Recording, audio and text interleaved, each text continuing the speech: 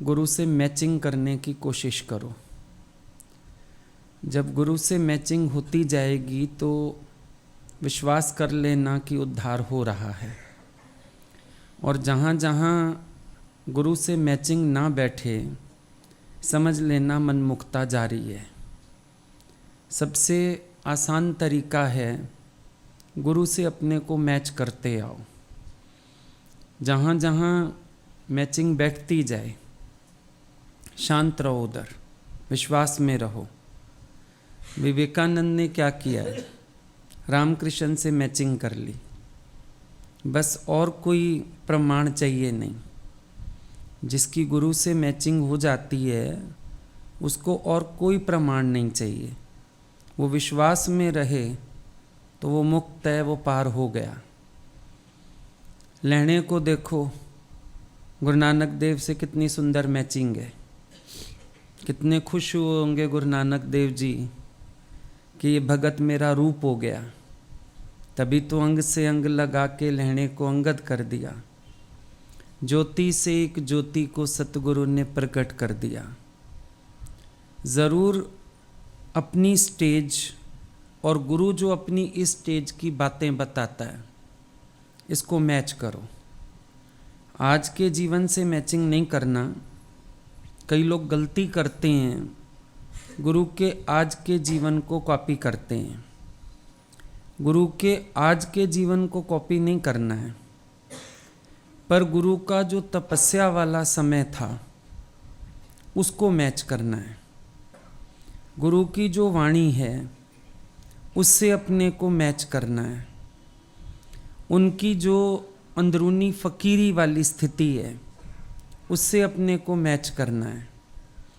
और जितनी मैचिंग बैठती जाएगी, देखो कभी कभी आप बाज़ार में जाते हैं किसी चीज़ की मैचिंग लेने, ब्लाउज़ लेने जाते हैं, दुपट्टा लेने जाते हैं, कुछ भी लेने जाते हैं मैचिंग का।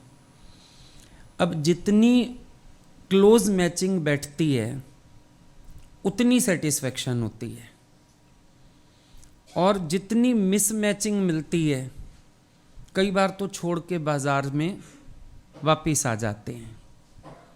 भाई मज़ा ही नहीं आया।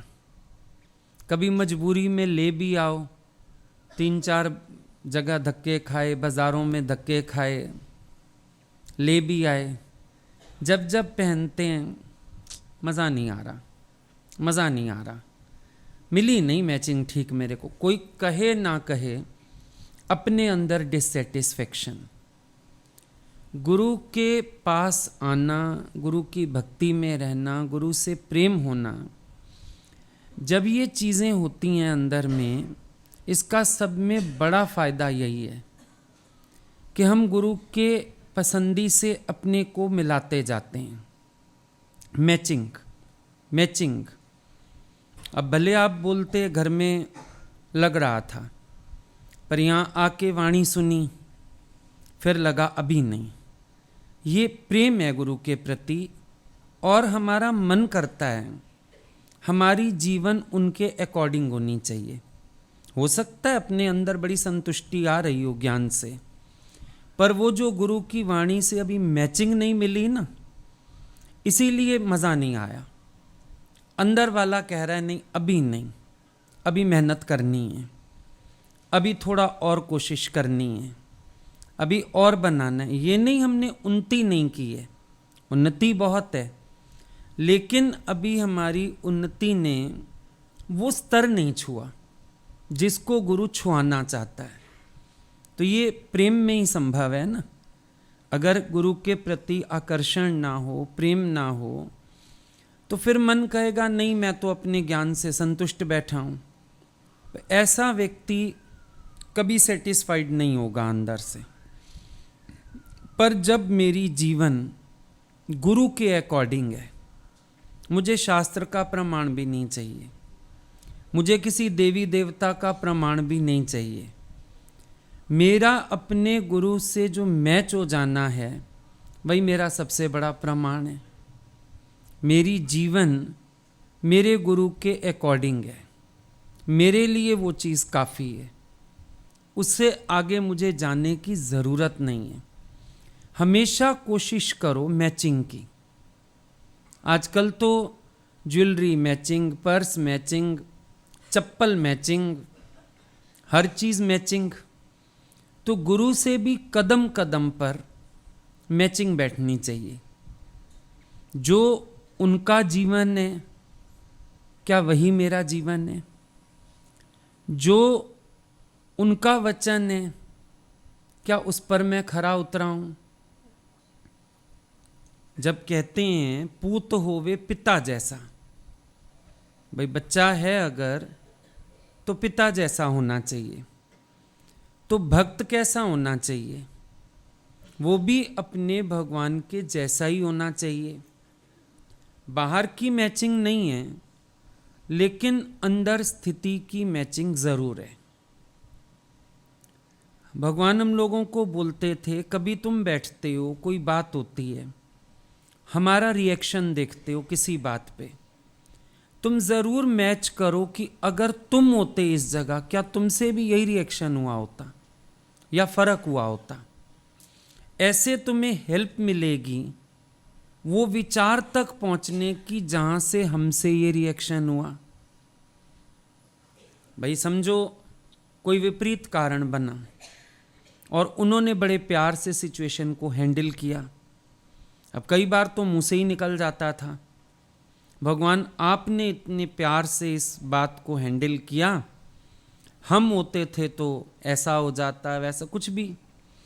कई बार बोलते नहीं थे, पर वो पूछते थे हम लोगों से बैठे बैठे, अच्छा ये कारण तुम्हारे सामने आता, तुम्हारी प्रतिक्रिया क्या होती, सच बोलना। फिर बताते थे कि विचार करके देखो तुम्हारे अंदर ये प्रतिक्रिया क्यों और मेरे से ये प्रतिक्रिया क्यों। इसका मतलब तुम्हारी सोच में और मेरी सोच में फर्क है। इसका मतलब तुम्हारे ज्ञान के निश्चय में और हमारे ज्ञान की स्थिति में फर्क है।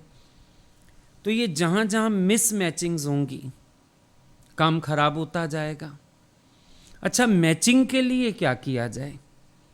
मैचिंग के लिए आज्ञा। लेने ने क्या किया मैचिंग के लिए? आज्ञा। विवेकानंद ने क्या किया मैचिंग के लिए? आज्ञा। मरा गुरु के आगे, गुरु की हर बात को राइट करके देखा, अपने को उस पे खरा उतारा। तो जैसे जैसे हम अपने को ज्ञान से बनाएंगे और गुरु के अकॉर्डिंग मैचिंग करेंगे, हमारा काम बनता जाएगा। वैसे भी आप देखो हर चीज़ मैचिंग शोभा देती है। मेहमान आने वाला हो ना, कमरे में चादर भी आप थोड़ी मैचिंग बिछाने की कोशिश करते हो, सोफा के कवर भी थोड़े मैचिंग लाने की कोशिश करते हो। अपने आप को भी तो मैचिंग पसंद है।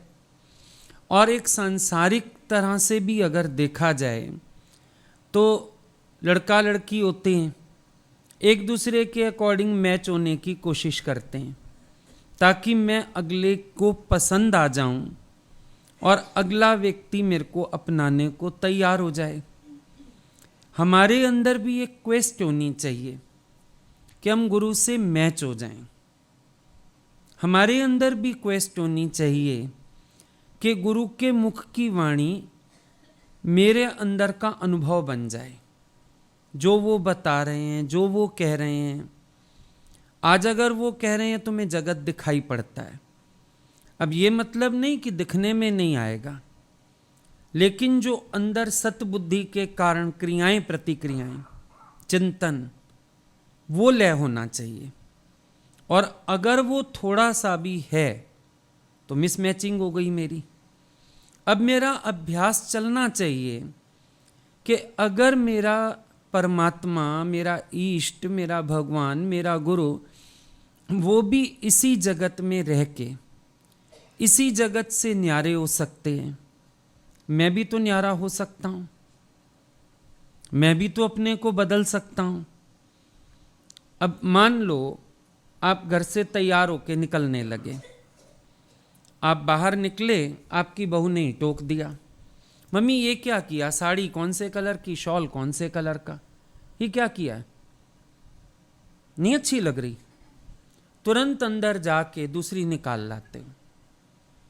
लेकिन दूसरी निकालने के बाद जिसने टोका उससे पूछने जरूर जाते हो ये चल रही है अब। ये नहीं कि दूसरी बदल के चले आओ, एक बार उसके पास होके जरूर आते हो। इसी तरह से जहां मिसमैचिंग समझ में आए ना, हर बात गुरु से नहीं पूछी जाएगी, पर अपने अंदर वाले से जरूर पूछना कि अब जो विचार मैंने धारण किया क्या ये राइट है। ये नहीं एक विचार छोड़ा दूसरा पकड़ा मैंने, लेकिन क्या दूसरा विचार सही पकड़ा है मैंने, जरूर पूछना। जिस विवेक ने टोक लगाई, मन तो टोक नहीं लगाएगा, मन तो कर्म कराता है, लेकिन भीतर का जो विवेक है वो टोक जरूर लगाता है। और जब मेरा विवेक मुझे टोक लगाए, मैं जरूर अपने विवेक से पूछूं, अब ठीक है, अब बात सही है, अब चल रहा है। जरूर अपने अंदर वाले से बात करना। जिन लोगों को अंदर वाले से बात करने की आदत नहीं, उन लोगों के जीवन में भी मिसमैचिंग बहुत रहती है। जरूर आदत डालनी है अंदर वाले से बात करने की। कभी कभी क्या होता है, हम प्रतिक्रिया अपने स्वभाव के हिसाब से ही करते हैं, लेकिन एक विचार छोड़ दूसरा धारण कर लेते हैं, उससे बात नहीं बनती। प्रतिक्रिया में मेरे स्वभाव का मिटना जरूरी होना चाहिए। जो मैं अपने स्वभाव से वर्तता हूं, जो मैं अपने स्वभाव से चलता हूं, मुझे उसके विपरीत जाना आना चाहिए। ये एक जरूरी वाली बात है। हम कभी कभी विचार बदल लेते हैं, लेकिन होता हमारे मन के अकॉर्डिंग है, उसमें भी बात नहीं बनती, मिसमैचिंग रह जाती है। क्यों? ज्ञानी के भीतर क्या सुनते हो? बाहर कर्ता भोक्ता अंतर एक ना दो।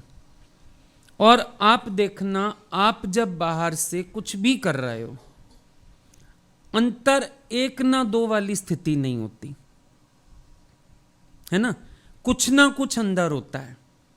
अब अगर कुछ ना कुछ रहना ही है तो वो ज्ञान हो तो ज्यादा बेहतर, गुरु से मैचिंग हो तो स्टिलनेस तो अभी है नहीं। सीधी सी बात है कि अगर आप कहो भाई कंप्लीट स्टिलनेस है, वो नहीं है। और खाली बाहर से कर्ता भोगता है, ऐसा भी नहीं है।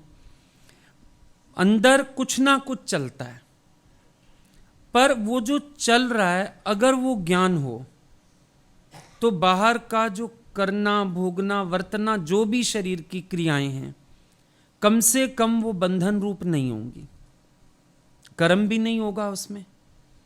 उसमें हमारी स्थिति दृढ़ हो सकती है। परम ज्ञानी की नकल कर लें, बाहर कर्ता भोगता अंतर एक ना दो। पहले देखो अंतर एक ना दो की स्थिति आई है। अंतर एक ना दो की स्थिति माना कंप्लीट स्टिलनेस, परम शांति। उसमें फिर जो शरीर द्वारा भी हो रहा है, जब मनोलय हो गया, अब चलाएगा कौन? विवेक चलाएगा। सीधी बात है। जब अहम मिट गया, चलाएगा कौन? भीतर बैठा परमात्मा चलाएगा। अब ज्ञानी को कर्तापने और भोक्तापने का भाव ही नहीं आएगा। जब अंतर एक ना दो हो जाता है ना, तो बाहर कर्ता भोक्ता भी नहीं होता है, लोक दृष्टि में आ रहा है। हमारे शास्त्रों ने बड़ा अच्छा एक शब्द लिया, लोक दृष्टि। अष्टावक्र गीता में भी बोलता है, लोक दृष्टि में ज्ञानी चलता हुआ, खाता हुआ, सूंघता हुआ, स्पर्श करता हुआ आता है। सारी शरीर की क्रियाएं बोली उसने, लोक दृष्टि में आ रही हैं। ज्ञानी को लोग देखते हैं ना, तो ऐसा देखते हैं, ज्ञानी ने भी खाया, ज्ञानी ने भी घूमा, ज्ञानी ने भी सोया, ज्ञानी ने भी चला, लोक दृष्टि में। पर उसके अंदर अपने शरीर के लिए भी कोई व्यवहारिक बुद्धि नहीं है, शरीर का व्यवहार भी नहीं है, इसका व्यवहार आप पे चल रहा है। जहां जैसी आवश्यकता होती है, अब कछुए ने क्या किया, सारे अंग समेटे बैठा है, जहां जैसी जरूरत पड़ी वो अंग निकाला, काम किया, अंग वापस समेट लिया। जो भीतर से सिमटा हुआ है, जो रसों का गुलाम नहीं, जो इच्छा का गुलाम नहीं, जो अंदर से संयत चित्त वाला है, इस चीज को वो अनुभव करता है, तो बराबर शरीर का धर्म शरीर से पूरा होता रहता है, लेकिन अंतर एक ना दो। मतलब अपने लिए हमको इस स्थिति पे खड़े होना है, जैसे एक चम्मच से हमने मीठा खाया, खट्टा खाया, कड़वा खाया, पर चम्मच को कोई रस ना आया। इस स्थिति पे अपने को खड़ा करना है कि इंद्रियों द्वारा सारी हलचल तो होगी, क्रियाएं तो होंगी, पर अंदर किसी रस का ना जागना। और जब कोई रस नहीं जागेगा तभी आसक्ति नहीं होगी। आसान तो बहुत है गीता का श्लोक सुनने में, पढ़ने में, भाई इंद्रियों का विषयों से संयोग होने पर भी आसक्ति का ना होना। पढ़ ली लाइन, इजी भी बहुत है। इंद्रियों का विषयों से संयोग हो, आसक्ति ना हो। पर ध्यान देने जैसी बात है, अगर सूक्ष्म में सूक्ष्म रस भी होगा, आसक्ति तो बांधने वाली है। कौन कहता है आसक्ति नहीं बांधेगी? जहां भी जरा सा रस अंदर वाले को आ रहा है, वो उसकी आसक्ति का कारण बनने वाला है। इसीलिए तो हर रस से उपरामता, अभ्यास चले इसके लिए। क्यों संत साधुओं ने युक्तियां दे दी, आंख कान मुख मूंद के नाम निरंजन ले। लोगों ने सोचा भगवान ना मिलता ही होगा ऐसे आंखें बंद करके। नहीं नहीं, वो कहते हैं ये विषयों के संयोग होते हैं ना, इनकी आसक्तियों से रोको। तो विचारों ने कुछ टाइम के लिए सोचा संयोग बंद करें, शायद अंदर परमात्मा की अनुभूति जागे। इसका अर्थ ये कभी नहीं है कि भगवान आंखें बंद करके मिलता है, ऐसा नहीं है। ये एक परहेज है। जो बोला ना आंख कान मुख मूंद के नाम निरंजन ले, ये सिर्फ परहेज मात्र है। ऐसे तो मीरा की खुली आंख में समाधि है, फिर क्या कहें उसको, मीरा की समाधि झूठी है? परहेज है। क्यों? इंद्रियों का विषयों से संयोग होता है, रस जागता है। अब बड़े बड़े संत साधु अगर ये अनुभव कर रहे हैं, तुम थोड़ा सा ही ज्ञान सुन के लापरवाह कैसे हो सकते हो? कोई बात ही नहीं करता आके कि हाँ मैंने भी अनुभव किया। भाई आंख ने दृश्य देखा, अटकी है आंख, कुछ खाया, अटकी है जबान। फील करने की कोशिश की, कभी अभ्यास चला, विचार चला। ध्यान देने वाली बात है, इंद्रियों का विषयों से संयोग तो पूरे दिन में।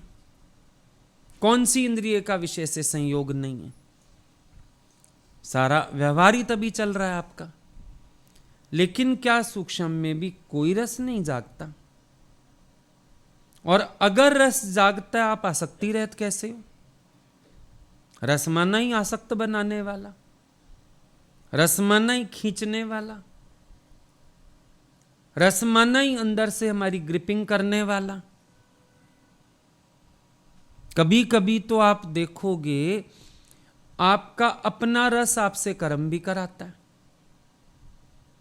कभी याद आ गया मुझे फलानी चीज बनानी आती है, बड़े दिन से बनाई नहीं, खाई नहीं, चलो आज तुम्हें ये बना के खिलाएं। सिर्फ बना के खिलाएं, होटल के शेफ की तरह। इधर खाने का कोई भाव नहीं है। अचानक किसी दिन भटूरे छोले बना खड़े होते हो, समोसे बच्चे भी पूछते मम्मी आज क्या है, अरे कुछ नहीं, मेरे को लगा बड़े दिन से बनाया नहीं, चल आज बनाती हूं। पर आपने पकड़ा सिर्फ बनाया है, सिर्फ भगवान के आगे भोग रखने का भाव आ गया था आज? नहीं, कहीं ना कहीं खाने की लालसा भी हुई थी। हर रस से विरस होना, इसमें ही रोना निकल जाएगा, क्योंकि इतने सूक्ष्म रस पड़े हुए हैं।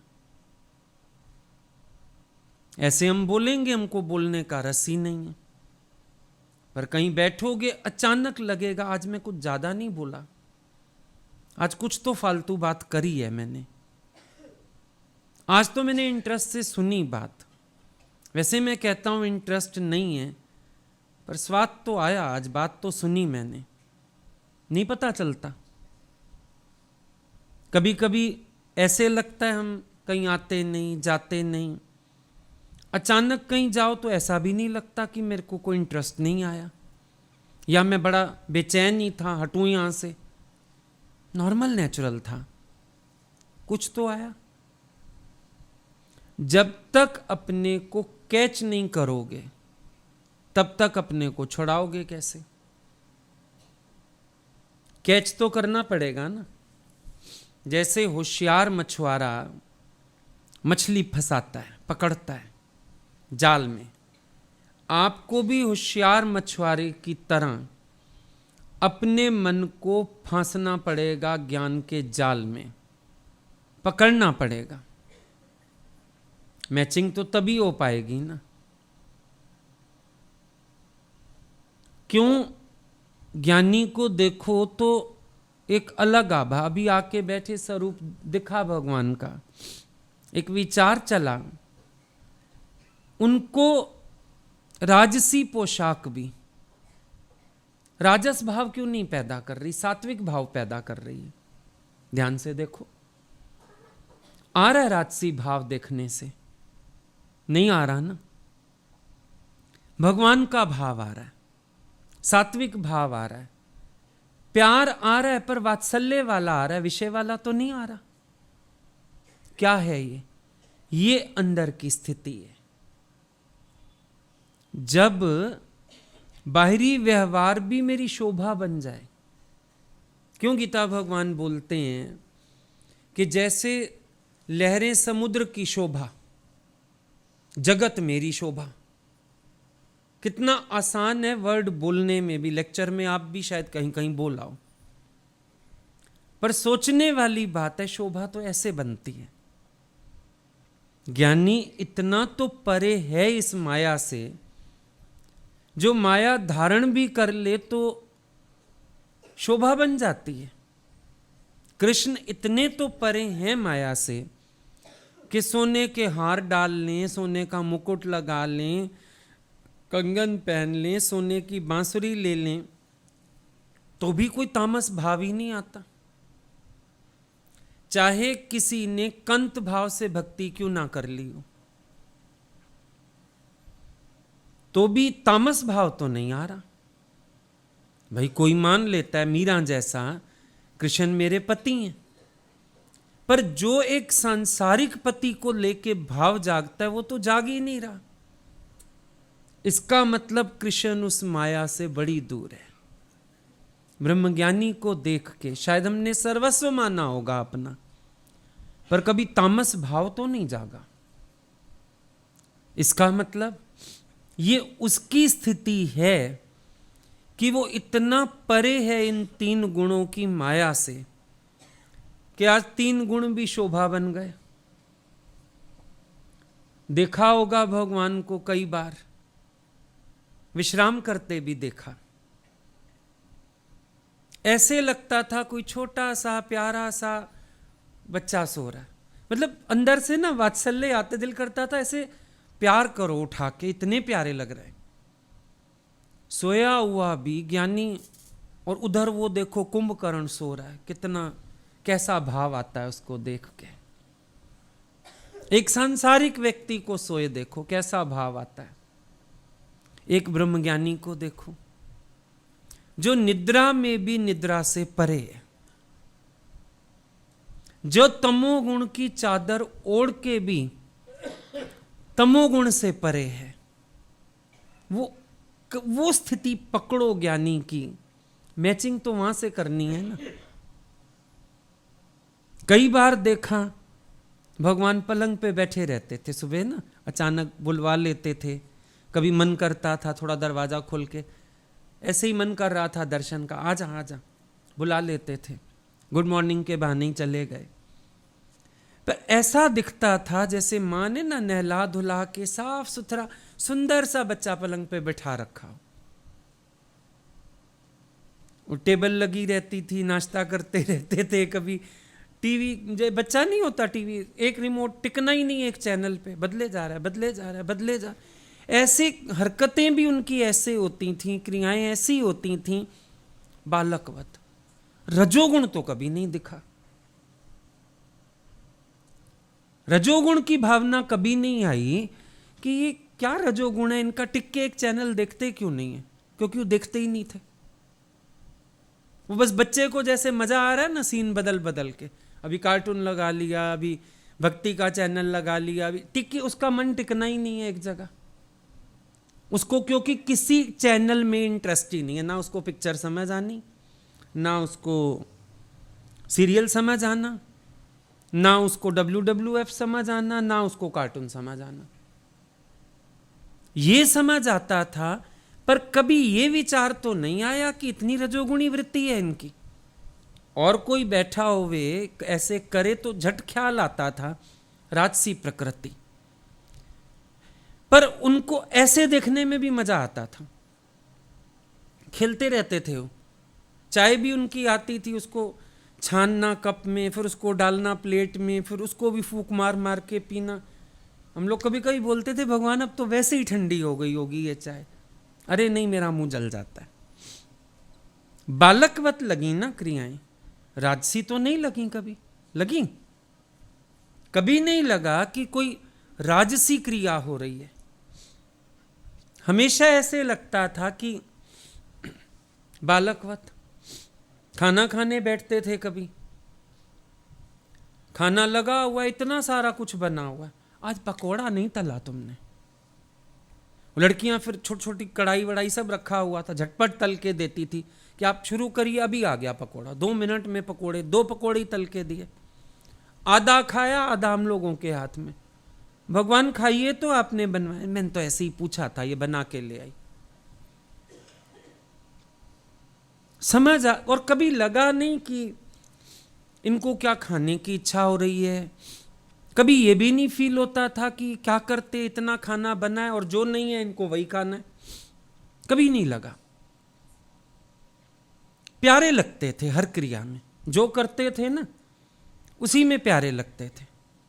एक बार तो कोई ले आया, उनके वहां भी ना ट्रेड फेयर लगता था, जैसे हमारे यहाँ लगता है, वहां भी कोई मेला लगता था। तो कोई गया होगा, वो कोई टमाटर सा ले आया, ऐसे टमाटर जमीन पे फेंको तो ऐसा सारा फैल जाता था, फिर उसको इकट्ठा कर लो, टमाटर बन जाए। हम लोग गए, बाई चांस एक दिन पहले कोई लाया होगा, एक दिन बाद मेरा जाना हो गया। टमाटर देखा, मेरा टमाटर को क्या देखना, टमाटर तो कई बार देखा होगा। नीचे मारा, मैंने पैर हटा लिया एकदम, भाई टमाटर का वो छींटे आएंगे सा।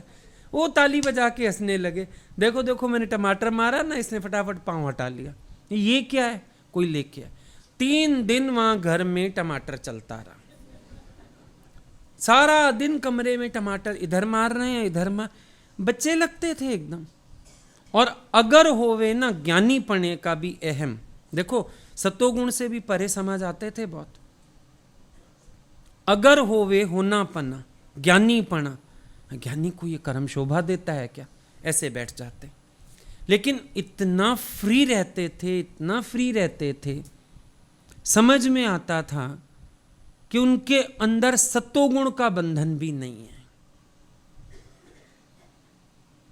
ये जो शोभा ज्ञानी की है ना, मैच तो हमको उससे करना है, अंदर कितना खाली, पोलार, बिल्कुल खाली।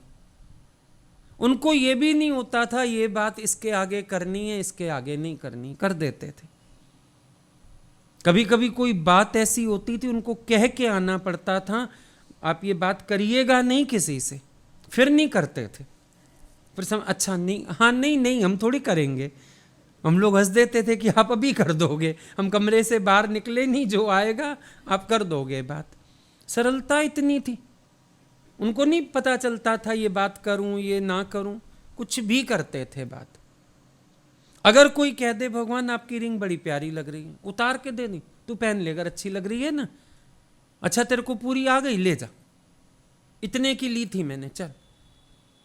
अरे भाई कोई साड़ी की तारीफ कर दे अच्छी लग रही है, अंदर गए साड़ी चेंज की, उसको पकड़ा दी, ये ले तू ले जा, तेरे को अच्छी लगी ले जा पहन ले।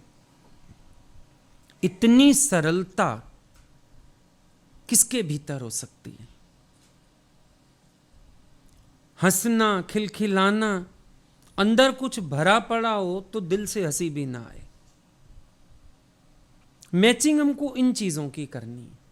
अभी भी देखोगे अंदर सूक्ष्म में डर, लिहाज, शर्म, ये चीजें एक्टिवेटेड है, नहीं बिल्कुल डीएक्टिवेटेड थोड़ी समझ आती हैं, एक्टिवेटेड है। पता चलता है हमको इन सब चीजों का, ऐसे हंसना है, इतना हंसना है, ऐसे करना है, ऐसे नहीं करना है। लेकिन ब्रह्मज्ञानी कितना सरल स्वभाव, वो जो अंदर खालीपन है ना, आना तो वो चाहिए। तभी तो उनकी हंसी में भी गूंज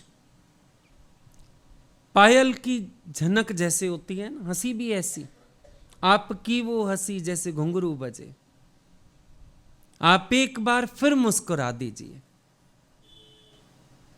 किसी किसी की हंसी में फुहड़ता, किसी की हंसी में व्यंग, किसी का हंसना चिढ़ा जाए, और ब्रह्मज्ञानी का वो हंसना ठाका लगाना कितना प्यारा लगता है। वो मैचिंग करें कि हम अंदर से इतने खाली हो जाएं, अहम से खाली हो जाएं, जगत से खाली हो जाएं, बातों से खाली हो जाएं, विचारों से खाली हो जाएं। जब तक हम अपने को खाली नहीं करेंगे तब तक हम छूटेंगे नहीं। खाली होएंगे तो छूटेंगे। अंदर वाला पूरा खाली हो जाए, रिलैक्सेशन, जो अंदर अहम होता है ना, ये भी हमको कई भावों से बांधे रखता है। इसीलिए तो हमें खुल के हंसी भी नहीं आती है। और जितना जितना ये कटता जाता है अंदर से, देखा कभी कभी आप सत्संग में, भजन में इतना आपा भूल जाते हो, आपको पता नहीं चलता आप क्या हरकत कर रहे हो। नाचना आता नहीं, उठ खड़े होगे, पता नहीं चलेगा हाथ पैर कैसे मार रहे हो। वो थोड़ी देर के लिए भूलता है, बड़ी थोड़ी देर के लिए।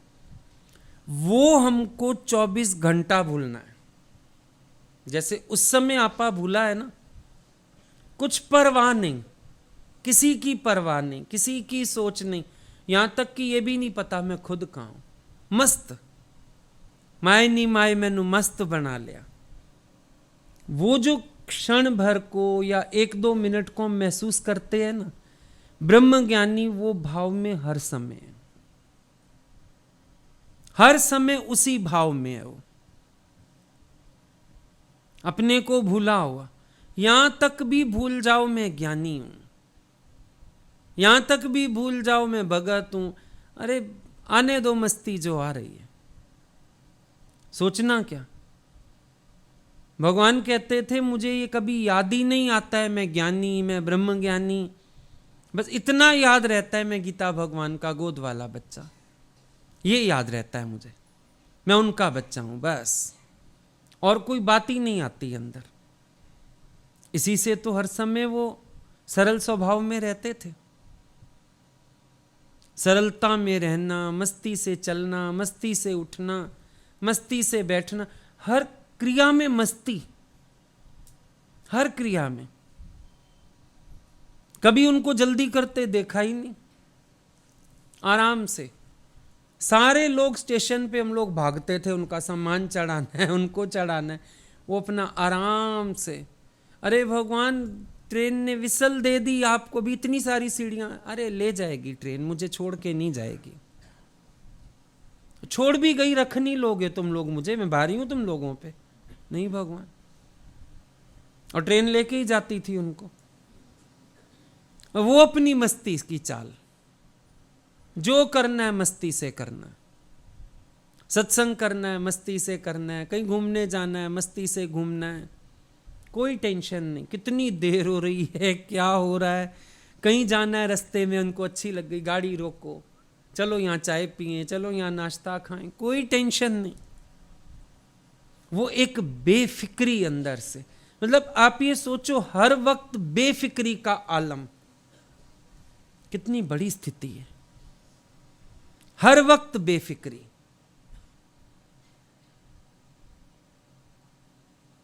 ये है मजा। बोला ना, फिक्र करे कोई बावरा, जिक्र करे 100 बार।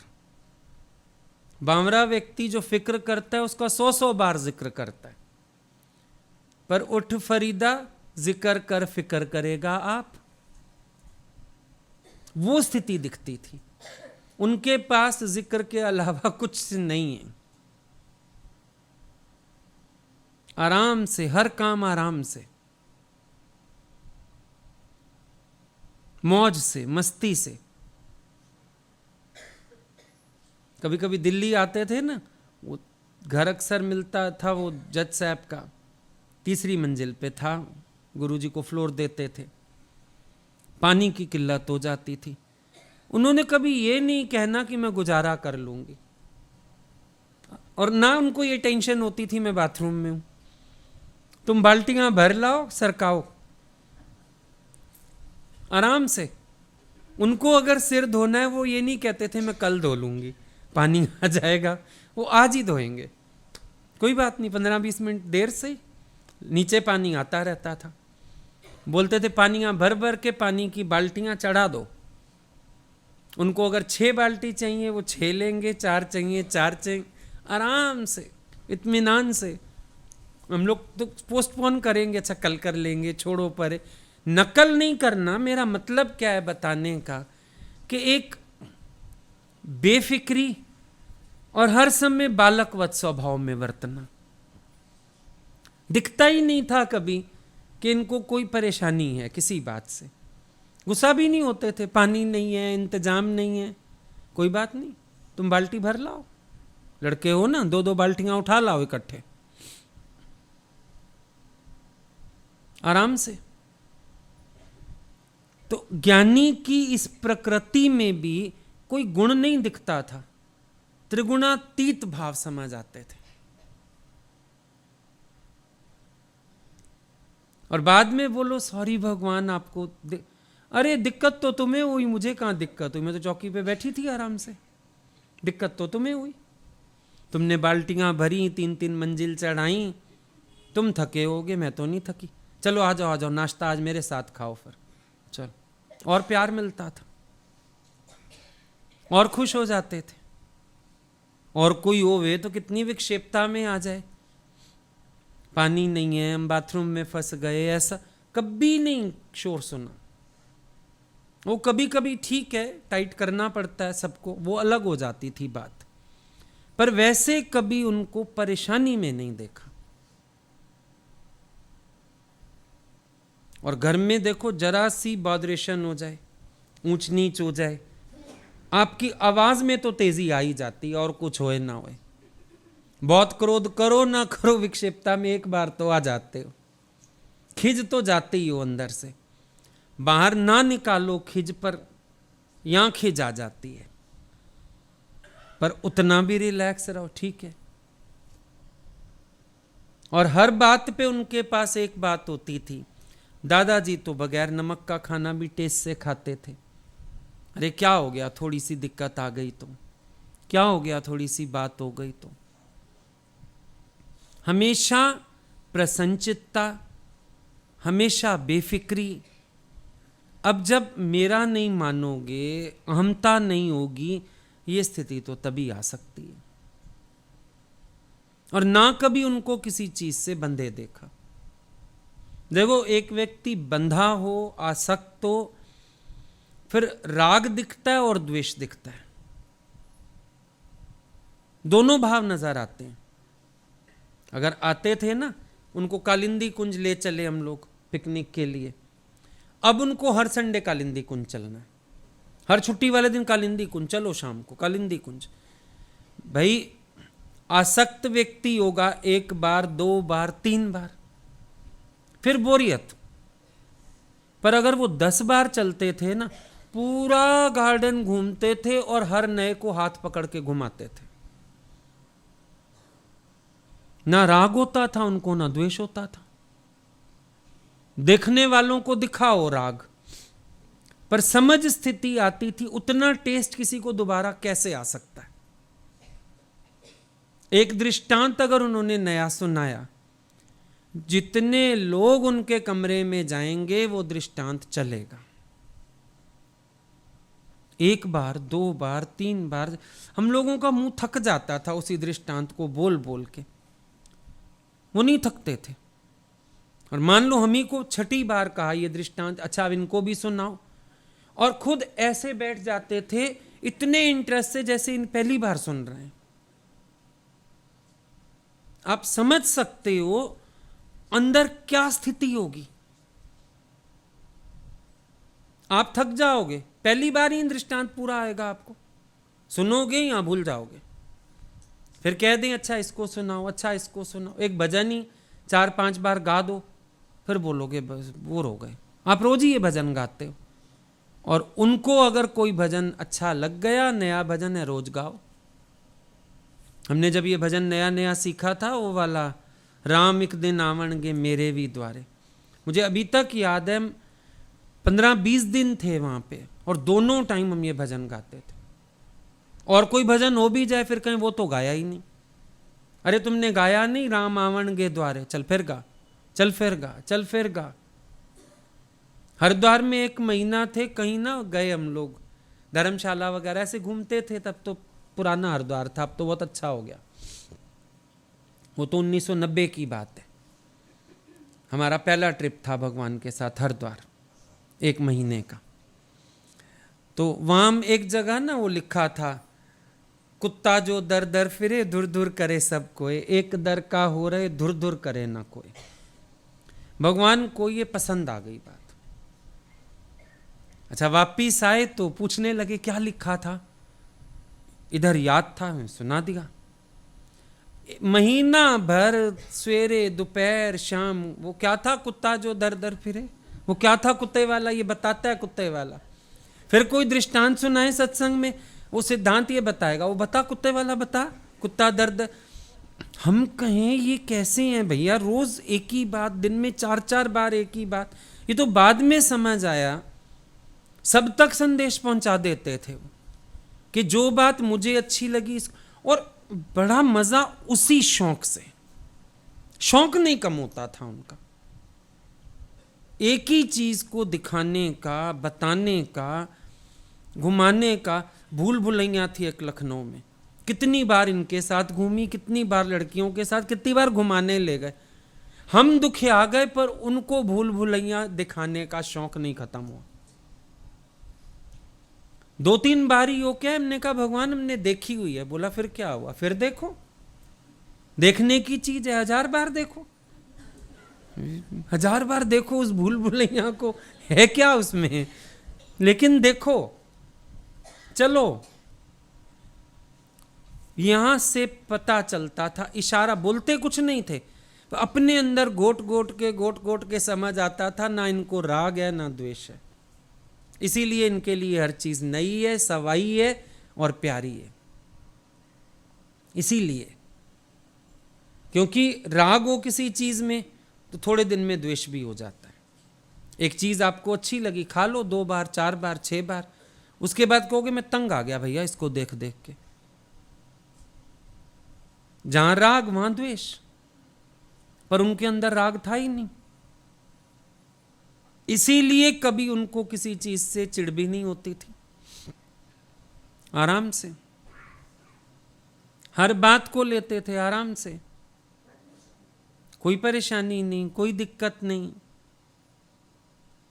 वही पॉइंट है दादा की, फिर सुनाते थे, रोज सुनाते थे,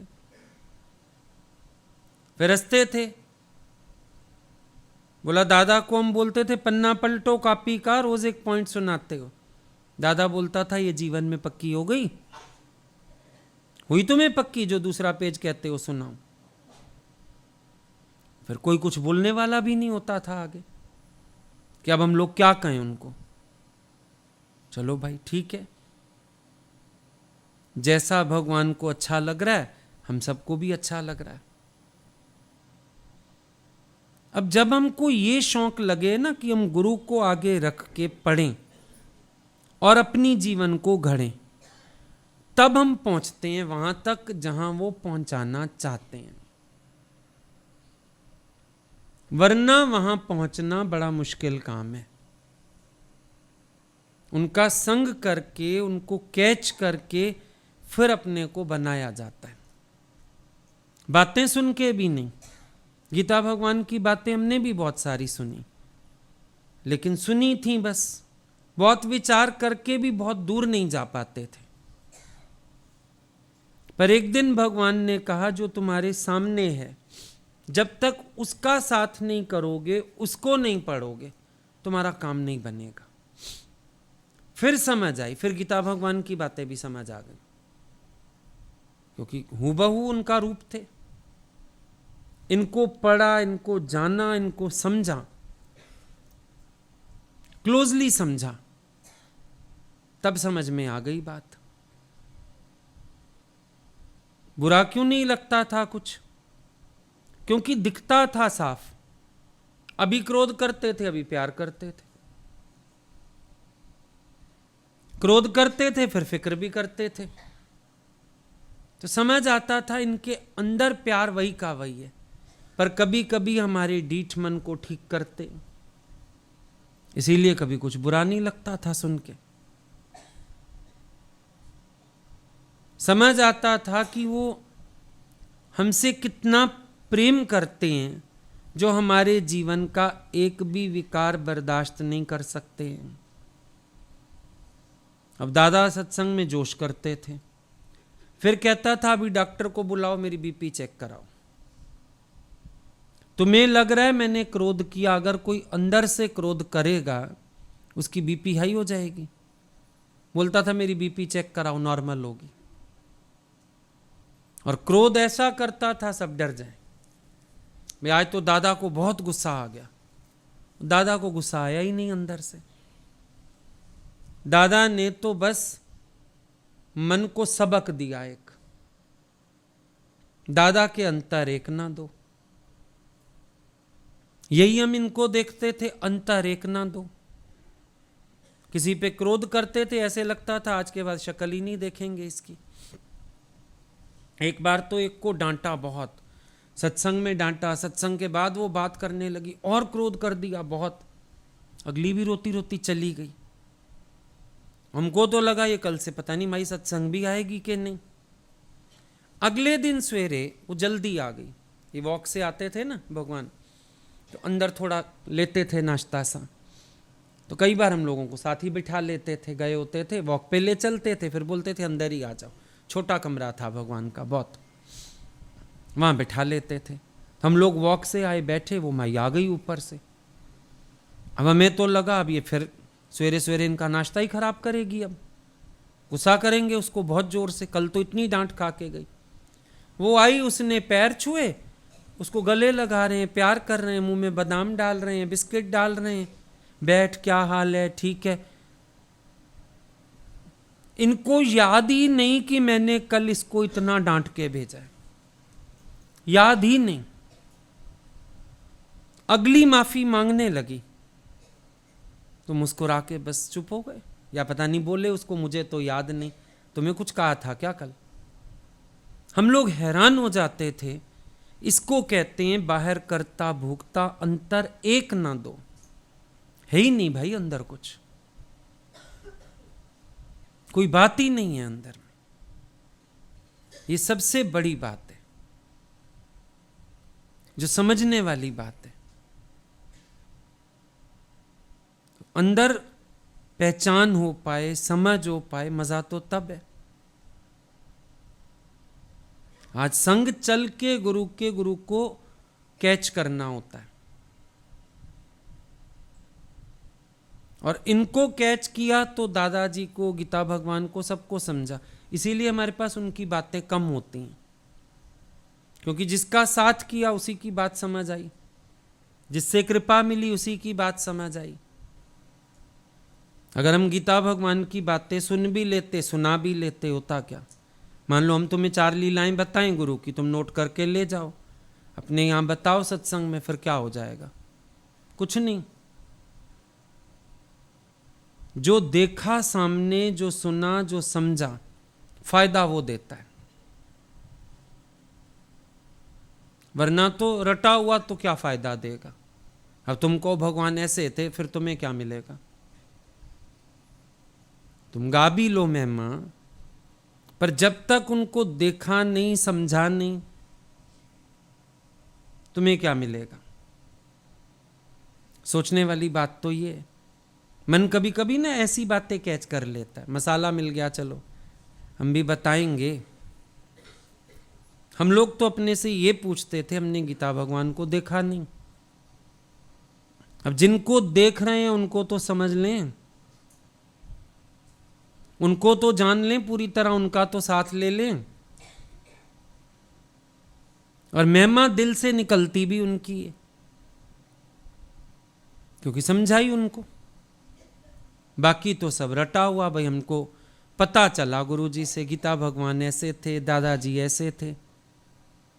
वो झलक भी जब इनके जीवन में दिखी तो वो समझ आए थोड़े से, वरना तो कोरी बातें रह जाती ना। सामने सतगुरु का, लिविंग गुरु का होना जरूरी क्यों है?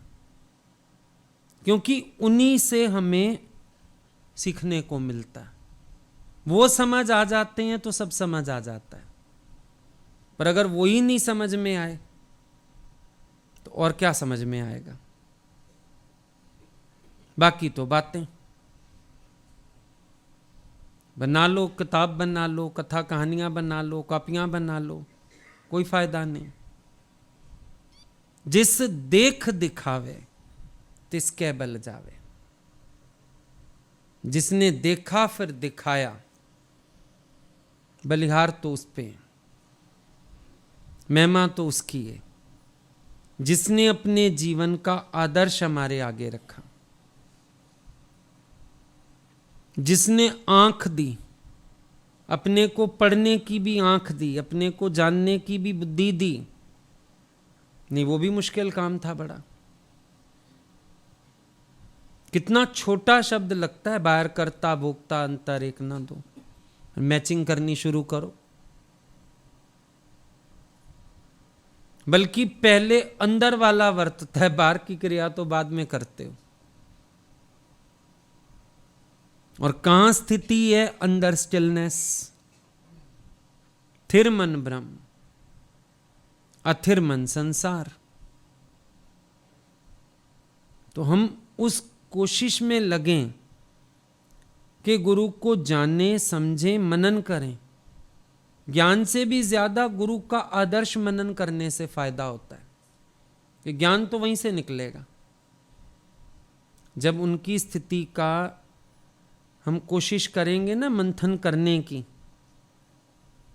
तो ज्ञान तो वहीं से अनुभव में आएगा, ज्ञान तो वहीं से समझ में आएगा। फिर पता चलेगा वो क्या कहते हैं, कहां से कहते हैं, क्या समझाना चाहते हैं और क्या बोध देना चाहते हैं। अभी गुरु नानक देव के दिन सुना ना, हर लीला अपने आप में एक संदेश छिपाए हुए थी। ये हर अवतार के साथ बात है। उनकी हर लीला अपने आप में एक आदर्श छिपाए हुए है, अपने आप में एक संदेश छिपाए हुए है। और जो उनके उस संदेश को कैच कर लेता है, उसकी बात बनती है। तभी बोला है मैचिंग। शादी करने जाते हो मैचिंग, परिवार भी बराबर का हो, लड़का लड़के की हाइट भी मैचिंग, वो मोटापा भी मैचिंग। भाई वो हेल्दी है तो हेल्दी लड़की भी चल जाएगी, पर लड़का पतला लड़की हेल्दी तो अच्छा नहीं लगेगा। कितनी चीजें मैचिंग। गुरु के पास भी आए मैचिंग। तभी भक्त बोलता है मेरे सतगुरु मुझे अपनी पसंदी का बना लो जी। मुझे झुकना नहीं आता, मुझे झुकना सिखा दो जी। भगवान मुझे अपनी पसंदी का बनाओ। मेरे जीवन की हर क्रिया आपकी पसंदी की हो, मेरे अकॉर्डिंग नहीं। क्योंकि मेरा तो ज्ञान भी क्या है, गुरुमुख नादों गुरुमुख वेदों गुरुमुख रया समाई। मेरे लिए ज्ञान भी वही है जो आपका वचन है मेरे लिए, जो आपकी आज्ञा है मेरे लिए। मेरा तो ज्ञान भी वही है। मेरा ज्ञान कुछ और नहीं है, मेरा ज्ञान कुछ अलग नहीं है, पर मेरा ज्ञान भी वही है जैसा जीवन आप मेरा देखना चाहते हो। बाकी ज्ञान तो शास्त्रों का, वो मेरे किस काम आएगा। आपका आदर्श मेरे काम आएगा, आपका वचन मेरे काम आएगा। तो जब ऐसी धारणा करेंगे ना, जल्दी उन्नति भी करेंगे और धोखा भी नहीं खाएंगे। धोखा भी कब हो जाता है, जब मिथ्या ज्ञान ओट बैठते हैं। पर जब गुरु के जीवन से मैचिंग करेंगे, गुरु के वचन से मैचिंग करेंगे, गुरु के आदर्श से मैचिंग करेंगे, तब हमारा काम बनेगा। इसीलिए बोला है पूरा सतगुरु भेंटिया ता पूरी हुई युक्ति। युक्ति ज्ञान युक्ति सिखाता है ना, युक्ति करो भाई ज्ञान में स्थिति बनाने की। तो कितना अच्छा गुरवाणी में आ गया, पूरा सतगुरु भेंटिया। अब लोग समझते हैं गुरु से मिलना, खाली मिलना नहीं, मिले मिलिया ना मिले, जो मिले मिलिया होए। पर अंतर आत्म जे मिले तो मिलिया कहिए सोए। मिलाप कैसा? अंदर का मिलाप, सच्चा मिलाप। गुरु से बाहरी भेंट नहीं होती कभी भी, गुरु से आंतरिक भेंट होती है। तो पूरा सतगुरु भेंटिया ता पूरी हुई युक्त। जिज्ञासु की युक्ति पूरी हुई, और कोई युक्ति करे ना करे, इतना ही काफी है। पीछे असंदियां खेलंदियां खावंदियां विचा होवे मुक्त। मतलब बाकी तो क्रियाएं नॉर्मल ही रहेंगी शरीर की, पर अंदर से मोक्ष पद की प्राप्ति, मुक्त हो जाएगा अंदर से। तो सबसे बड़ी युक्ति करना गुरु से भेंट, गुरु से मेलाप। हालांकि हमारी औकात नहीं सिर उठा के देखने की, पर फिर भी उनके आदर्श पर चलने की कोशिश, उनको समझने की कोशिश, उनको पढ़ने की कोशिश, उनको जानने की कोशिश, इससे हमारा कल्याण हो सकता है। वरना तो बड़ा मुश्किल है, शास्त्रों का पार तो कोई पा ही नहीं सकता।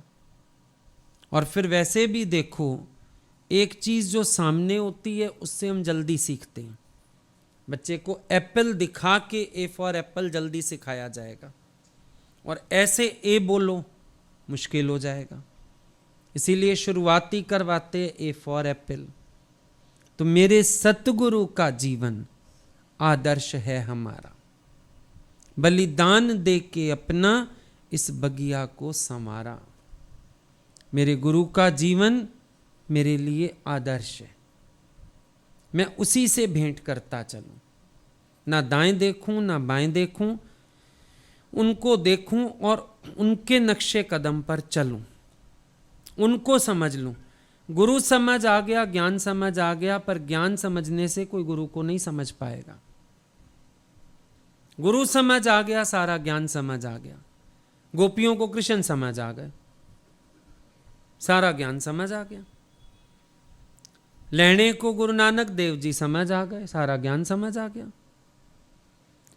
विवेकानंद को रामकृष्ण परमहंस समझ आ गए, सारा ज्ञान समझ आ गया।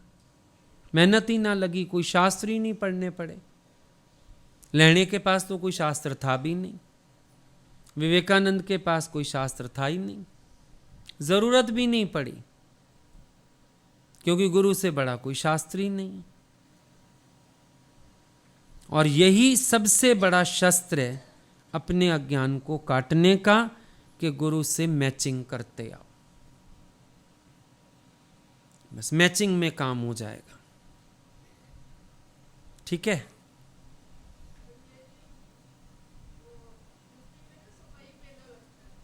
हाँ जी।